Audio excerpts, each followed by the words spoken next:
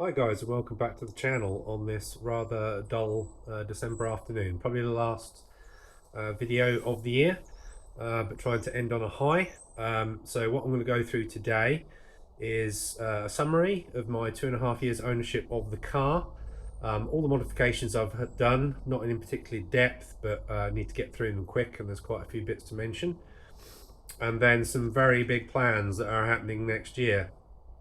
Also, I'm trying out my new phone. I'm very much a Sony fanboy, and this thing's pretty amazing. So let's see how the video goes. So let's cover failures first. So only real failures I've had with the car were electronically based. Door catches, one failed. That was replaced under warranty because I had 1 year dealership warranty when I picked the car up. And the only other real significant failure I have had with the car is the battery, the McLaren OEM battery, which, as you've probably heard me say in previous videos, is a pain in the arse. The fact that it has a control ECU that talks to the car is the whole crux of the problem as far as I'm concerned. And it was good to see the back of that. Since then, I have had a aftermarket battery, which is actually lighter, has a higher capacity, has an auto shutdown feature, an auto start feature where it reserves power if it goes into shutdown mode. If it falls below 30% charge, you can restart it with a key fob, and it's just been brilliant. And I've had no issues with that battery or any electrical issues since I've had that battery installed just over a year ago. So very pleased with that. That's the anti-gravity battery. So yeah, I would say really still love this car. Haven't seen anything come out since within my price range that would tempt me to change. Obviously McLaren has the Artura out, but I think that is very much the customers are being the beta testers type car. And this is the last pure V8 from their entry level range.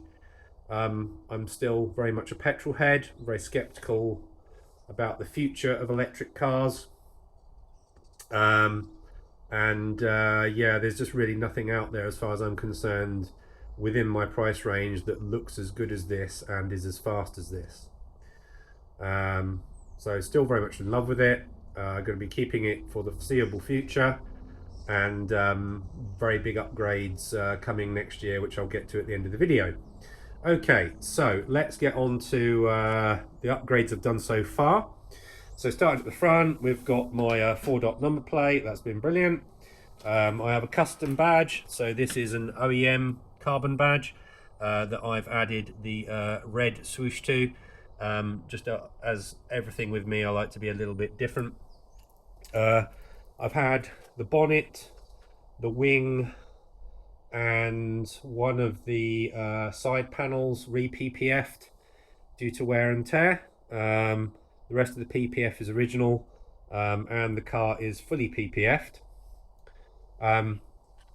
Also, nearly all the hardware on the car is titanium now. A bit crazy like that, but yeah, it just doesn't rust. It seems to stay clean, and it's super strong and lightweight. Down here we have my radiator grille covers, which have been fantastic. They're made out of aluminium mesh, made those myself. If we come down the side, the carbon mirror caps, they're not original. They are OEM ones, but I bought them and had them added on. If you can see down the side, we're not able to see particularly well, but I have my custom brake disc mounts. They are basically Cerakoted in black, and then they have titanium hardware. Nice little touches. You might be able to see it, you might not. Is that they have like blue backing washers that matches the rest of the car, and then I have titanium wheel bolts. Under here, you probably still can't see it, it's a bit too dark, but I have KW springs. The car is also lowered. It's lowered to a specification done by Litchfield, and it's been spot on. Can still get over most speed bumps. Not really had any issues with it rubbing at all. It's wearing spacers front and back.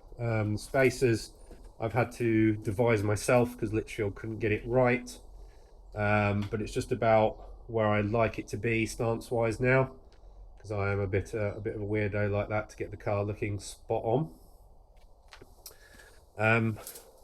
On here we have one of my latest pieces, which I'm really pleased with. So the scuttle at the front here, as you can see, is now in carbon V-weave. It's real carbon fibre laminate over an original McLaren front scuttle. This is fitted at the point that I had some bodywork done, and yeah, it just adds that extra bit of pizzazz and subtle OEM plus look to the car as far as I'm concerned. It means there's very little external plastic left on the car now. Now there's a little bit of story behind this, that when it was installed, the windscreen got cracked. Wasn't their fault. The new carbon scuttle was a lot more rigid than the original, and yeah, that it was very difficult for them to fit. But the company installing it, which was Colorcraft, had insurance, and I got a brand new screen out of it. And my old screen had a few nicks and chips in it, so I can't really complain, to be honest. So coming around the side, my car has all the carbon options on it, door inlays and everything. They're all original spec from factory. If we come inside, I've now got the OEM carbon side sills. They are OEM ones that I bought second hand. They were quite expensive, but still much cheaper than new. I got them off eBay. I added the MSO logos myself, and they have matte PPF on them that I applied myself. Inside we have my steering wheel. So this has been retrimmed by Royal Steering Wheels. The original wheel was full Alcantara. This one has now obviously got leather at 3 and 9. I prefer it because the leather wears better as far as I'm concerned. And then while I was having that done, I had the 12 o'clock, yellow 12 o'clock notch and the yellow stitching done to match my seat belts and the B&W speaker cones, obviously. This is my custom phone mount that you may have seen before. So yeah, wireless charging and very convenient. There is an CarPlay upgrade available now for this car, and I'm thinking about getting that done. But other things that have been planned for next year mean that I'm saving every penny. I have a Ono. Well, it basically senses speed cameras. It's meant to be, they market it as a road hazard detector, but that's been a great little gadget. It means that you don't really have to have sat nav on in order to detect cameras. It makes noises at you automatically. It links to your phone, uses the GPS on your phone to locate your position, and just gives you the heads up if there's any cameras around. That's been a great little bit of kit. Coming back out of the cabin, what else do we have? So I have actually got some 600 LT profile side scoops, but they're pending installation. The first batch I had through had a fault in the lacquer, so they got switched around. It took a bit longer to sort that than I thought was originally going to be planned. So yeah, they'll be going on soon too. Coming around the back, you can obviously see the rear wheels. Disc bells there have been done as well. Titanium hardware, cerakoted, just looks a lot neater than the boring plain aluminium ones. All the wheel arch liners have now got full titanium and aluminium hardware. Coming around the back, we have another one of my custom carbon pieces. So again, this is like the front scuttle.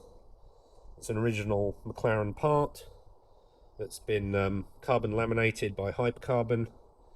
Can't talk highly enough about Hypercarbon. His top guy is always coming up with lots of little cool subtle details and ideas of cosmetic upgrades, just the same sort of crazy thought process that I have. Here we have my rear engine cover again, so that's my work there. So we've got a 3D McLaren badge, and it's basically just vinyl wrapped in satin black, and I just think it follows through nicely the whole top line of the car. in black and breaks it up, and it looks cool, which is the biggest reason for most of my modifications. So coming down the back here, we've got carbon McLaren badge, and essentially the only difference between this and the normal one is that the swoosh is in carbon. Originally I had a red one, so yeah, I did that myself. It's just obviously a stick-on badge. It's a genuine one though. Here we have my tailpipes, which are quite individual. They are made by FabSpeed in the US. They are solid titanium. They shave about 4 kilos off the back of the car, just for the geeks out there, and I really like them. I think they're a bit of a Marmite thing, but yeah, I really like them. They're originally plain titanium, and I've coloured them myself in a high heat resistant black spray-on coating. Exhaust system I've got in here is Larini. You can probably just about see that in there. Yeah, there's the Larini badge. So that's Inconel clad, and in my typical geekness, all the brackets and everything, all the clamps, they've all been replaced with titanium hardware to just make them look pretty and wear a lot nicer rather than going all manky and rusty. Also have Larini downpipes. The car is running currently a stage 2 Litchfield map, producing about 660, 675 horsepower, about 750 newton meters of torque. It's pokey, it's definitely pokey.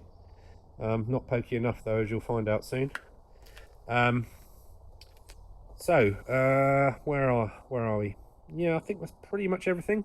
I've got non-standard width tyres on it, running Cup 2s. Do love Cup 2s for the conditions I normally drive the car in, and for sort of road work I do. I think for me they're like the optimum balance between stickiness and road compliance. I've got 305s on the back, with a slightly narrower sidewall, and I have got, what have I got on the front? I can't even bloody remember. Where's the number? I believe they're 235s, but they are wider than standard essentially. So yeah, it took me a while to get those jigged right so I didn't get any rub, but yeah, wide profile front and rear. Didn't really get a chance to do a complete back-to-back comparison with the original ones, but they, you know, like the car always grips like hell anyway, so it's hard to tell if they're a massive improvement really. But they didn't really cost me any more, and they look cool because they're sort of thinner, wider profile. Anyway, on to future upgrades. So the car is now booked in with a combination of companies. So it's booked in with both V Engineering and Race Engine Build. So V Engineering, obviously, you know, I'm complete V Engineering fanboy. It is going in January to V Engineering to have the engine taken out, the M838T. And then that engine is going to Race Engine Build in Lutterworth.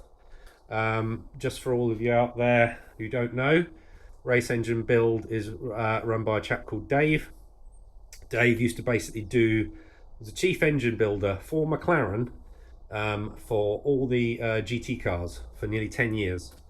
And henceforth, he knows pretty much everything you could possibly know about the M838T and the M840T. He also has, because of his connections, as does Steve at V Engineering, unprecedented access to parts, spare engines, and God knows what else. So he is going to be performing open heart surgery on my car.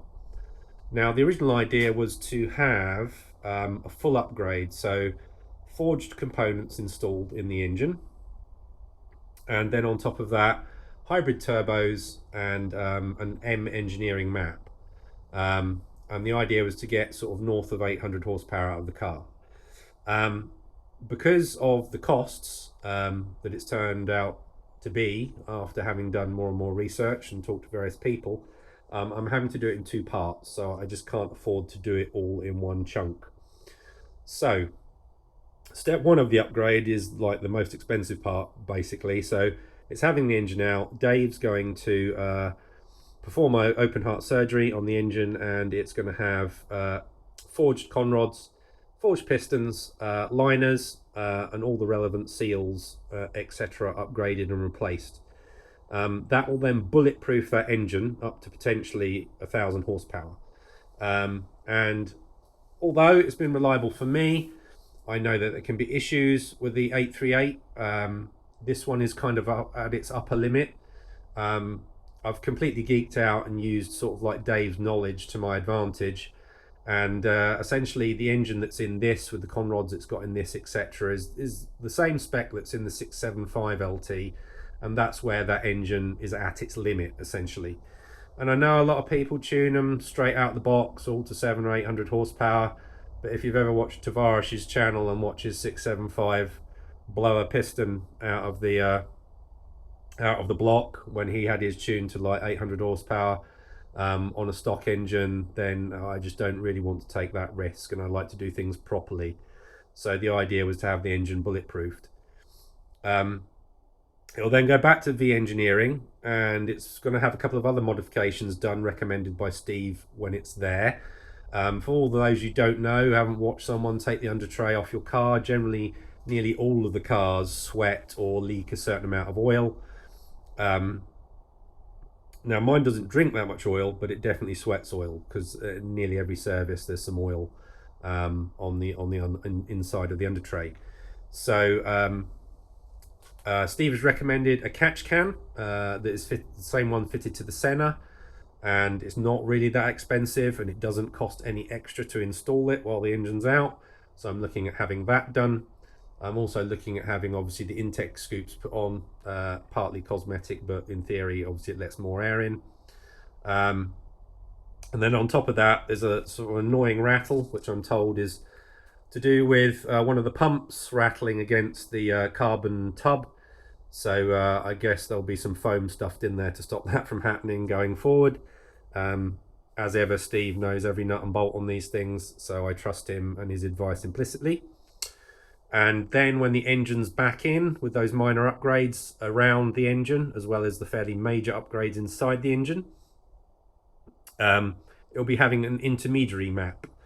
So I believe both Steve and Dave are friends or know the actual genuine and original mapping technicians, whatever their title would be, that used to work for McLaren.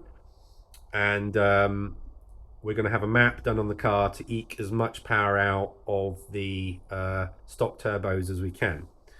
So I'm hoping for sort of like near to 700 horsepower would be great, and a good increase in torque. But at that point the turbos are at their limit, so we can't go any further with the stock setup. And then hopefully later next year I'll be in a position where we can get some hybrid turbos done. Effectively Dave has a big backstock of turbos, and he can send a set away and then rob mine off me, get them upgraded, and then they'll come back, be put in my car. And the best map, as far as all the research I've done, and as far as Dave is concerned and Steve is concerned, is the M Engineering map. This is a map where you basically send the ECU off to M Engineering, and they put some much more advanced software in it, which has lots of additional safety features and all sorts of other niceties. And at that point, we should hit north of 800 horsepower. So yeah. I've got a super powerful car, but in comparison to most cars, but you know, upgrade itis and all that, and I always wanted something really sort of like top end power wise. If you stretched it, you know, you could go up to sort of like knocking on the door of 1,000, but 800 for me, I think, is enough. That's more than enough usable power for sort of driving that I do. And yeah, just both really super excited, but also really quite nervous about my car being taken to pieces. I'm aware as well that there might be certain parts of the engine worn when it comes apart. Dave has flagged rocker covers, which if you follow Ricky at RE Performance can tend to be an issue with these engines. So I'm kind of prepared for that. It's an additional expense. It's not a major additional expense, but is another additional expense that I'm aware of, because we would need replacement parts if that's the case. But yeah, super excited for next year. The biggest upgrade to the car so far. Obviously nothing massively visible on the outside, but yeah, a pretty incredible upgrade it's going to be. So I've rambled a bit in this video. I've gone through a lot of information. Any questions, comment below, and I'll see you in the new year, guys, when obviously we'll have another video about getting the engine upgraded in this amazing car of mine. See you soon. Have a good Christmas.